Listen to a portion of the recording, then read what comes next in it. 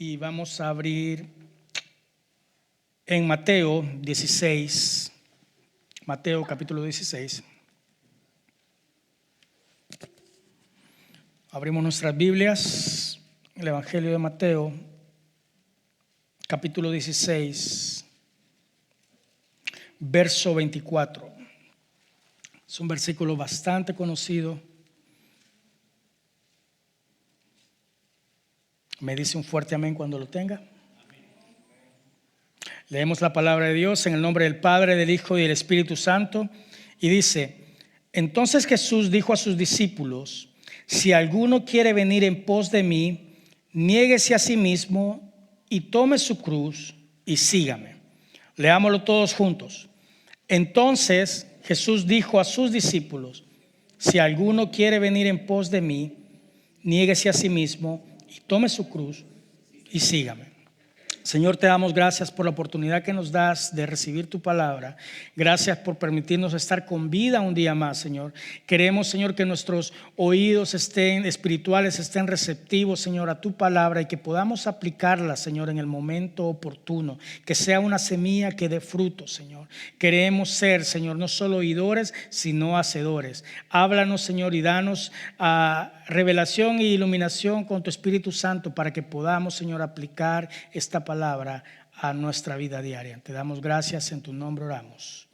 Amén. Recapitulando un poco, este año hemos tomado como la visión de este año aclarar nuestras prioridades, y hablamos que íbamos a poner a Dios en todo primero. Que en nuestra mañana, los primeros minutos, sea darle gracias a Él, sea incluirlo en todo lo que podamos, tratar de agradar a Dios. Y estuvimos hablando una serie de mensajes, ¿verdad? De cómo, algunos factores que necesitábamos aplicar para asegurar tener un tiempo de victoria de parte de Dios. El segundo domingo hablamos de qué no tenemos que tener.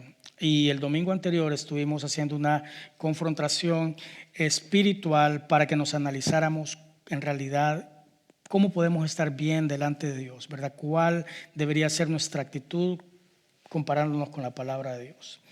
En esta tarde vamos a hablar un poco acerca del compromiso. Compromiso es una palabra que es subjetiva. Depende cómo se llama. Algunos pueden verle el lado bueno y otros pueden tenerle miedo al compromiso. A ver, sea sincero conmigo y levante su mano. ¿Cuántos temen comprometerse en ciertas cosas cuando las ven muy difíciles? Yo soy uno también, que analizo mucho. Le digo, déjeme entender bien en qué es lo que me voy a meter, ¿verdad? Entonces la palabra compromiso casi siempre, en un buen porcentaje, tiene una tendencia negativa. Y por eso me llamó la atención tomar el pasaje, ¿verdad? Cuando Jesús le dice a sus discípulos, fíjese, si alguno quiere venir en pos de mí, es decir, si alguno quiere seguirme, número 1 le dice, niéguese a sí mismo, luego que tome su cruz, y en tercero, seguirlo, ¿verdad? Si usted ve el contexto, en el capítulo 16, en el verso 21 en adelante, ¿verdad? Jesús le está anunciando lo necesario que es que Él tiene que ir a Jerusalén y que va a padecer mucho, ¿verdad? Lo que va a pasar en Jerusalén, y que tiene que presentarse ante los sacerdotes y ante los fariseos, ¿verdad? Y los principales y los escribas, y que tenía que morir y que tenía que resucitar al tercer día. Él les está anunciando eso, pero Pedro lo toma del brazo a Jesús y le dice: Señor, no hagas eso. Si vas a ir a morir, ten misericordia de ti, le dice. Y inmediatamente Jesús, si usted lee ahí, le responde, ¿verdad?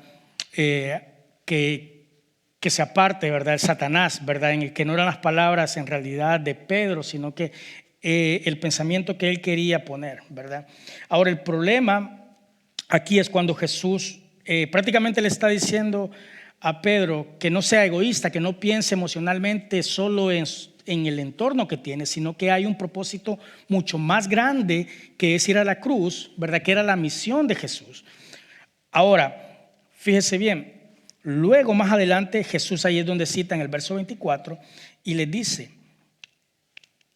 que prácticamente para seguirle tienen que negarse a sí mismo. Ahora el problema es cuando podemos malinterpretar este versículo y pensar tal vez que el negarse es cualquier deseo que usted tenga. Negarse es, bueno, yo tengo que agradar a Dios, tengo que negarme a mí mismo, entonces yo no puedo aspirar por una mejor calidad de vida. Mi hermano Agustín, Dios lo ha bendecido con unos negocios, pero acaba de abrir un restaurante, ¿verdad? Y de repente Dios le pone en el corazón y usted siente que tiene que abrir otro. Pero de repente hay gente que le dice, ay, eso es ambición, hermano. Eso ya es demasiado. Eso. Usted tiene que dejar eso porque tiene que negarse a sí mismo porque le va a quitar tiempo para alabar a Dios. Y tomamos ese versículo fuera de contexto y creemos que lo que a él le ha nacido es malo, ¿sí o no? Creemos que negarse a uno mismo lo interpretamos como que es que tenemos que repudiarnos a nosotros o algún deseo o algo, ¿verdad? Que proviene. Y fíjese, algo que nace de nosotros, muchas veces cuando entendemos negarse a sí mismo, podemos asimilarlo con dolor, sufrimiento, etcétera, etcétera. Ahora, fíjese, la palabra negar, el verbo griego traducido aquí como negarse, es aparnesé.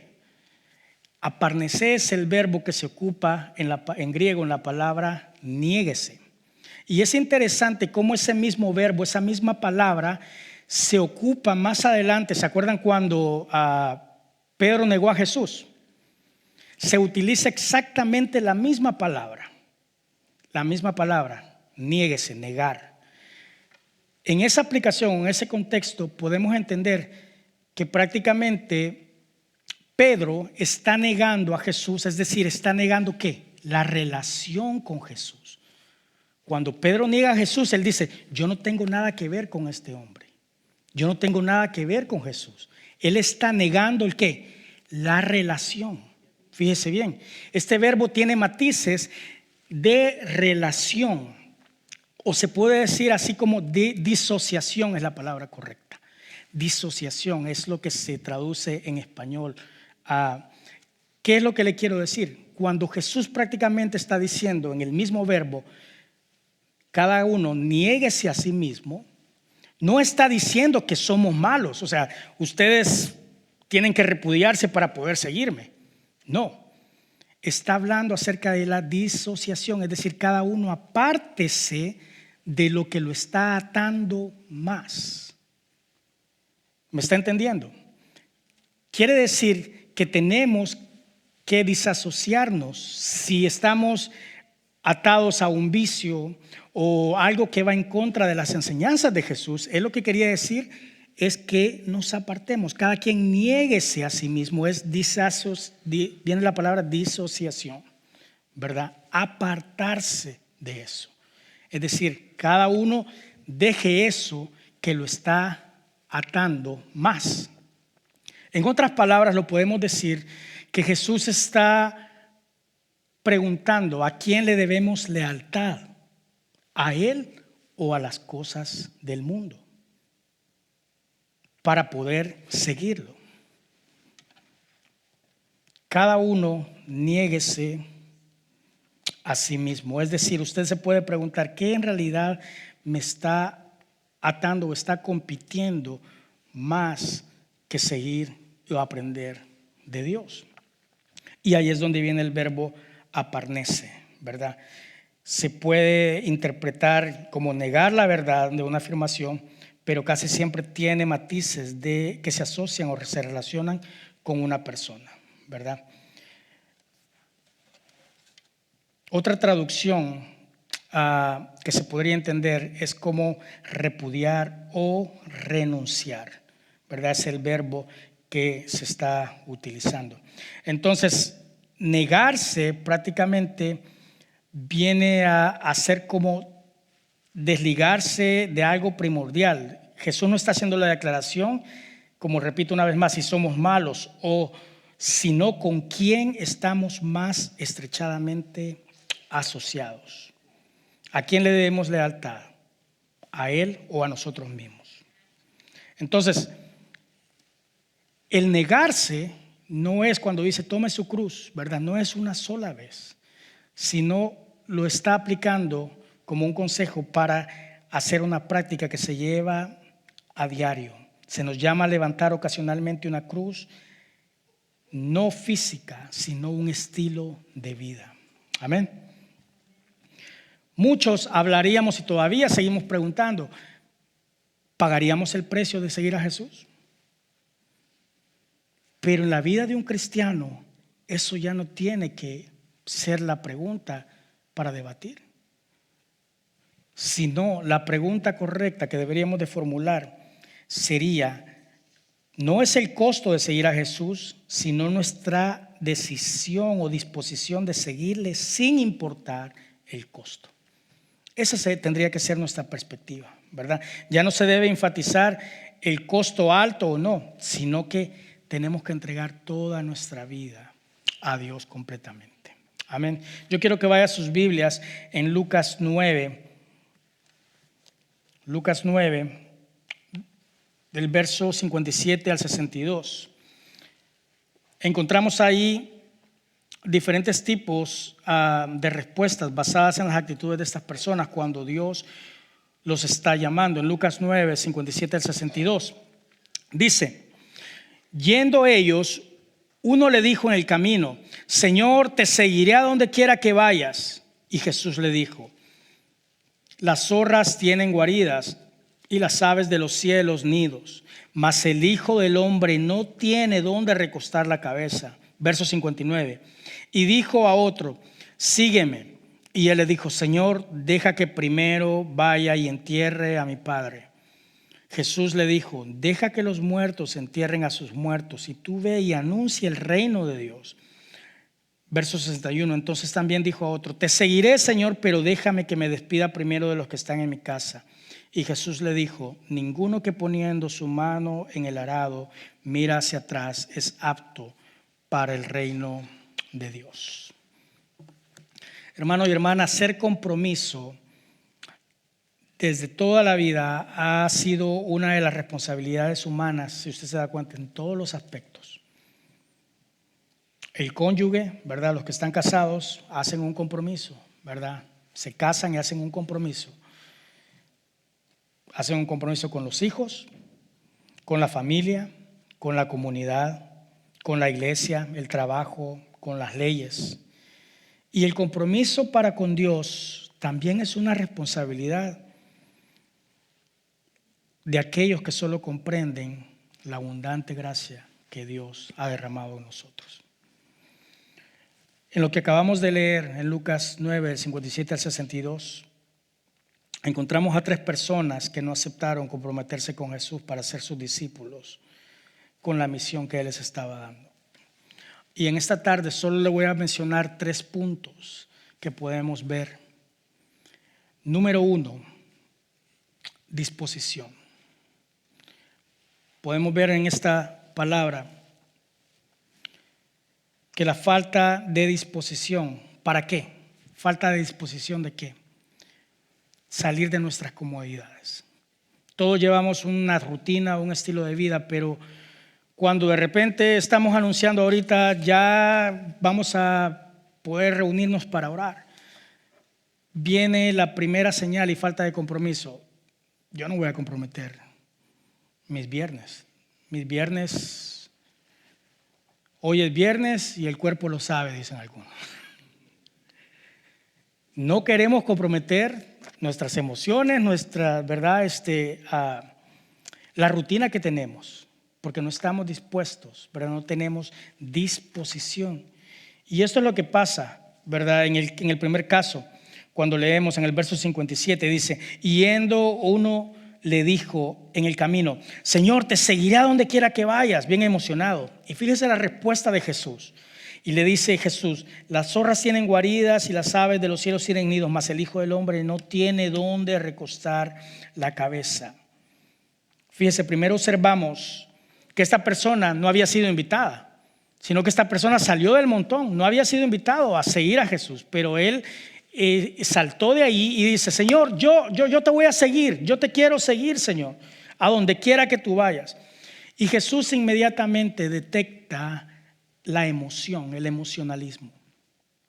Muchas veces tenemos que tener cuidado porque caemos en lo mismo. Nosotros nos emocionamos y decimos: sí, hay que tener vigilias todos los viernes, hay que hacer esto, hay que hacer lo otro, y estamos emocionados. Hoy sí voy a buscar más de Dios. Hoy vamos, pastor, tengamos más estudios bíblicos, martes, miércoles, viernes vigilia. Pero eso es una emoción. La primera semana vio cómo le fue, y en la lluvia y en todo, ¿verdad? Y de repente usted dice: ay, pues ya no voy a poder. ¿Por qué? Porque fue solo una emoción. Y observamos a este hombre que dice: Señor, te seguiré a donde quiera que vayas. Jesús descubre, ¿verdad?, que esta persona está hablando emocionalmente. Y Jesús le responde y lo invita a considerar las implicaciones que, ¿verdad? Es decir, les está diciendo: yo soy Jesús y ni siquiera tengo una comodidad o tengo dónde a recostar mi cabeza. Es decir, le está diciendo: si emocionalmente tú me quieres seguir, no va a haber nada de comodidad conmigo. No te puedo prometer que vas a hacer dinero si me sigues, no te puedo prometer que vas a tener una mejor vida. Este hombre pensó que seguir a Jesús sería una cosa relax, ¿verdad? Intenta entrar al grupo.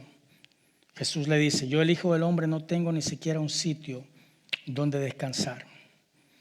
Hemos hablado anteriormente de las emociones, ¿verdad? Pero una persona que se interesa fácilmente por un proyecto rápido, lo primero que piensa es que va a ser fácil.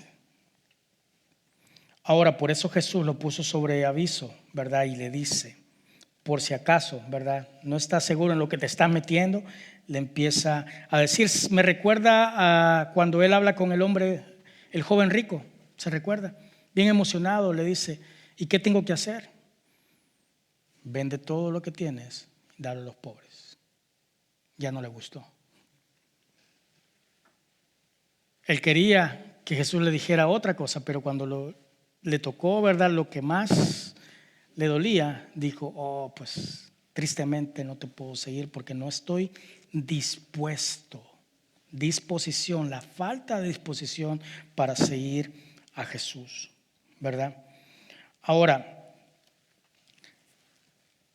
las iglesias locales son muchas veces lugares bastante cómodos, así como ustedes están sentados el día de hoy. Yo he servido en iglesias junto a pastores, ¿verdad?, donde a veces eran antes, ¿verdad?, unas bancas muy duras. Me recuerdo en mi país también a ir a adorar y todo en iglesias de lata, donde el calor no se aguanta, donde no hay donde sentarse y está usted en una piedra sentado, ¿verdad?, donde la lluvia se empieza a meter y todos nos empezamos y hay que mojarse. Sin embargo, aquí en Estados Unidos está la bendición de tener lugares cómodos como este. Y el problema está que las iglesias locales son lugares muy bonitos para solo sentarse y pasar los años de la vida cristiana en esta posición. Solo estoy cumpliendo con Dios, vengo a la iglesia y está muy cómoda mi silla. Y eso es peligroso, porque Dios no nos ha llamado a ser nada más oidores, sino hacedores de su palabra. Es un lugar muy bonito para venir a adorar. Qué bonito. Hay otras iglesias que son más grandes, ¿verdad? Y muchas veces estamos buscando que haya mucha gente. Pero fíjese bien, analícese bien en realidad por qué buscamos que haya mucha gente. Porque podemos ver Número uno, va a haber más cantidad de servicios o de beneficios que me puedan satisfacer. Una iglesia más grande pues va a tener un mejor café, ¿sí o no? Va a haber más gente que colabora con los refrigerios, ¿verdad? Van a haber más gente que trabaja en diferentes actividades, y entonces me llama la atención que haya mucha gente, porque digo, aquí me pueden ofrecer más. Y muchas veces eso es lo que la gente anda buscando hoy en día. Tal vez estamos buscando una iglesia que se ajuste no tanto a lo que yo puedo hacer, sino qué me pueden dar a mí o qué Él me puede ofrecer esta iglesia a mí. Aquí en Celebración, en español y en inglés, siempre oramos para que Dios traiga personas por esa puerta que podamos ayudar, pero también que ellos puedan ayudarnos a nosotros. Y esa es la forma que Dios responde la oración. Cuando Dios trae personas, así como cada uno de ustedes los ha comprometido en esta iglesia a ser parte del cuerpo de Cristo, pero también Dios los motiva a ayudar a esta comunidad, a ayudarnos unos con otros en las diferentes pruebas. La segunda actitud, muchas veces que impide que los creyentes podamos comprometernos con Dios, es prioridades. La falta de prioridades. La falta de prioridad, ¿por qué? Por el reino de Dios. Falta de prioridad por el reino de Dios. Si usted lee el verso 59 y el 60, a este sí Jesús lo está invitando directamente. El primero se metió. Señor, yo te quiero seguir, ¿verdad? Quería ser parte del grupo emocionalmente. A este segundo personaje, Jesús lo invita directamente. El diálogo dice, y Jesús le dijo a otro, sígueme, o sea, el invitado. Y el invitado le dijo, Señor, deja que primero vaya y entierre a mi padre. Y Jesús le responde de una forma contundente y le dice que los muertos entierren a sus muertos. Y tú ve y anuncia el reino de Dios.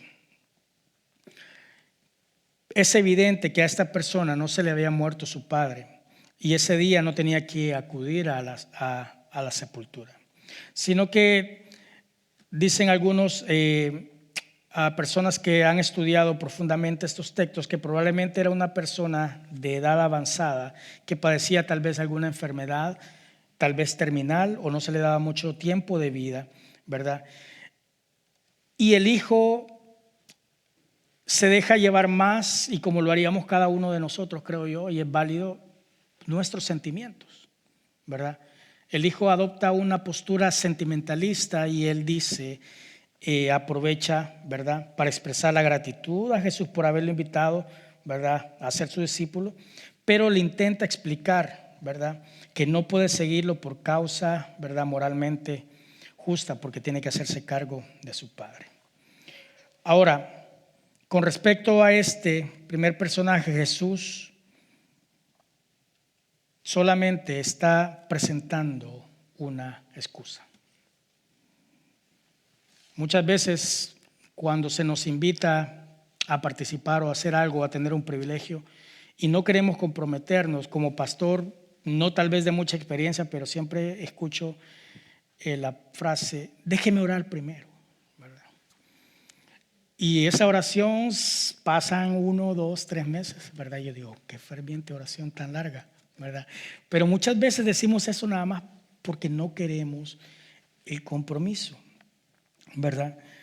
Ahora Jesús le dice, deja que los muertos entierren a sus muertos. Ahora Jesús, no son palabras, ¿verdad?, que Jesús está prohibiendo que una persona tiene que darle a un familiar una digna sepultura, ¿verdad?, sino que las palabras que Jesús pronunció fueron para apelar la conciencia de aquel hombre que solo estaba poniendo un pretexto para no aceptar la invitación de Jesús. La última persona que tenemos o actitud que impide que muchas veces nos comprometamos con Dios es en nuestras convicciones. La falta de convicciones. Falta de convicciones acerca del reino de Dios. Dice, entonces le dijo otro, te seguiré, Señor, pero déjame que me despida primero de los que están en mi casa. Y Jesús le dijo, ninguno que poniendo su mano en el arado mira hacia atrás es apto para el reino de Dios. También vemos a este personaje que él no quería compromiso con Dios. Su respuesta vemos que revela la prioridad principal. ¿Cuál era la prioridad principal de este hombre? Su familia. Él prácticamente al decir, deja primero que me despida de mi familia, estaba prácticamente demostrando la falta de comprensión de lo que significa el reino de Dios para nosotros. Él no sabía en realidad el llamado o el peso del llamado que Jesús le estaba haciendo, ¿verdad? Y Jesús le dice, ninguno que poniendo su mano en el arado mira hacia atrás es apto para el reino de Dios. Es decir, le estaba dejando claro que para estar verdaderamente comprometido, primeramente tiene que estar convencido de la importancia. Cuando usted tiene una convicción fuerte de quién es Dios en su vida, yo sé que eso viene a través de la fe y a través de los milagros que Dios hace. En el caso, siempre, yo les comenté el año pasado, cuando mi mamá tuvo su derrame cerebral, la fe mía tambaleaba un poco, pero en realidad tenía la esperanza y la convicción y decía, Dios es bueno, y al final cuando Dios te da paz y tú puedes soltar las cosas que más amas, y puedes decir, Señor, hágase tu voluntad. Es cuando tu fe ha subido a un nivel un poquito más arriba. Pero al ver a mi mamá aquí recuperándose, me da una convicción del poder de Dios. Me da una convicción fuerte. Y cuando yo digo, si Dios la levantó entre los muertos prácticamente, y la mantuvo con vida hasta el día de hoy, ¿qué no puede hacer Dios en nuestra vida? ¿Cómo no Dios va a poder restaurar un matrimonio? ¿Cómo Dios no va a proveer económicamente para que tú sigas adelante? ¿Cómo Dios no te va a ayudar? Yo tengo esa convicción muy clara. Claro, todo se somete a la voluntad de Dios, pero tengo la convicción y no dudo del poder de Dios, porque lo he visto actuar en la vida de mi mamá, lo he visto actuar en la vida de muchos de ustedes. Cuando mi hermana Graciela pasó el cáncer, yo me acuerdo que pasé cerca de ella el día antes que la operaran esa noche, y aunque yo no se lo dije en ese momento, pero yo le veía una carita de miedo, ¿verdad? En el momento cuando hablábamos, pero ella misma respondía, ¿verdad? Yo sé que Dios está conmigo, yo sé que Dios me va a ayudar. Y ese momento que tuvo que pasar sola, porque no hay una persona ahí a la par tomando de la mano muchas veces, en las dificultades más grandes de tu vida, las vas a enfrentar solo. Solo. Dios te va a dejar que ningún familiar esté. Dios va a permitir que tal vez tu esperanza en el patrón que te iba a dar ese aumento, quizá te quite el trabajo. Esa solución que tú habías pensado, esa puerta, Dios permite que se cierre. Pero ¿sabes por qué? Es simple y sencillamente para que tú veas el poder de Dios obrar de una manera que tú te quedes anonadado, impresionado de su poder. Dios va a quitar todo, así como lo dije con mi mamá en la operación, uno de los mejores cirujanos, pero ¿cuál fue la respuesta de él? No prometemos nada, no prometemos absolutamente nada. Y en nuestra familia antes con el lupus, yo me recuerdo, hace años, cuando no habían diagnosticado qué era lo que tenía, hace muchos años, estoy hablando acerca de 25, 30 años atrás o más. Y el doctor le dijo a una de mis hermanas, le dijo, ve preparando, haciendo los arreglos fúnebres porque tu mamá no va a vivir. Y yo me acuerdo que mi hermana dijo unas palabras muy fuertes y le dijo, tenía una convicción muy fuerte ella que le dijo, pero usted no es Dios y el que tiene la última palabra es Él. Tristemente, el doctor ya falleció y ella sigue aquí. Porque el que tiene la última palabra es Dios. Sobre cualquier necesidad, sobre cualquier circunstancia. Y yo no sé en realidad cómo está tu vida en este momento. No sé, pero Dios sabe. Dios sabe el proceso, Dios sabe tus caídas y tal vez estás en este momento en el valle de sombra y angustia. Pero quiero decirte que Dios está contigo en cada paso que das. Y créeme que si llegaras a caer y tus fuerzas ya no podrían sostener más, si te desesperas en la situación, dale la oportunidad a que Dios te levante. Para Él no hay nada imposible. No hay nada imposible, pero tienes que tener convicción. Tienes que entender que tenemos que tener la disposición de dejar que el poder de Dios sobre en nuestra familia, en nuestra vida. Hermano, incluye a Dios en lo que haces. Incluye a Dios en todo, en tu trabajo, sea incluso encender ese vehículo. Algunos de ustedes han orado para que el gas les pueda rendir mucho. Yo te invito a que lo hagas. Señor, bendice este carro, protégeme. Y yo sé que muchos andan no el carro que quisieran, pero se dan cuenta que ese carro Dios lo bendice. Usted puede ver Lexus, Mercedes ahí y usted los pasa, ¿sí o no? Que están con la llanta que se les ponchó, que chocaron y Dios lo guarda a usted. Dios es fiel. Y usted puede orar y puede decir, Señor, bendíceme esta semana, bendice mi trabajo, Señor, bendice mi economía y bendice este carro, Señor. Que ese es el medio que tú me das para poder congregarme, es el medio que tú me das para poder trabajar. Cuando usted ponga gas, ore y se va a dar cuenta cómo Dios va a multiplicar. Yo me acuerdo cuando mi esposa teníamos la renta en Concord, estaba en nombre de ella. Y yo me acuerdo que ella agarraba siempre su cheque y antes de ponerlo en la ATM, yo me recuerdo que ella oraba. Y muchas veces uno dice, pues me da pena, ¿verdad? Que me estén viendo aquí. Pero si tú te avergüenzas de lo que Dios puede hacer, si te da pena, ¿verdad? ¿Cómo esperas que Dios te recompense?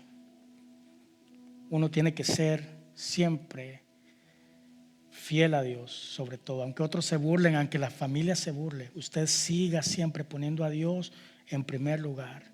La disposición de dejar que el poder de Dios obre, la prioridad de poner a Dios en primer lugar y tener, número 3, la convicción de que no hay nada imposible para Dios y la convicción que Dios tiene la última palabra. ¿Por qué no se pone de pie en esta tarde?